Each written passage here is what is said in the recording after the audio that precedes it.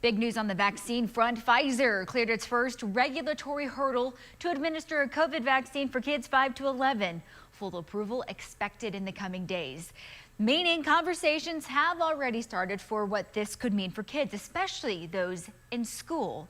Jonathan Plasek went to find out what's in store for them. Good evening, Jonathan. Good evening, Tatum. Well, for our school districts, this means that almost all students will be eligible for a COVID-19 vaccine. This coming even as ECISD has reported a significant drop in COVID-19 cases over the last several weeks. A CDC decision on the COVID vaccine for 5 to 11-year-olds could come as soon as next week. Once that is approved, we hope that happens next week.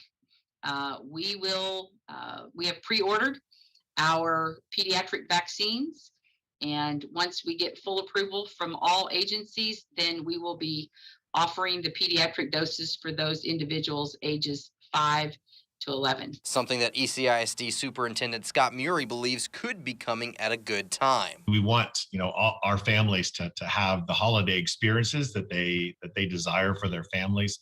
And we know that that means lots of people will be together, and we certainly want that. And the vaccine will be one more thing that we can do as individuals and as a community to ensure that those family gatherings are as safe as they can possibly be. And the district is beginning to talk with healthcare providers about vaccine distribution. We're also in conversations with our local healthcare providers to explore the possibilities of, how can we as a system support and make this easy and convenient for our families. And while some of our families may not want this opportunity for our children, we know that many of our families will want that. All of this coming as cases continue to decrease throughout the district. Our COVID numbers have significantly declined over the last several weeks, and that's great news for our community. We've seen the number of adults and the number of children.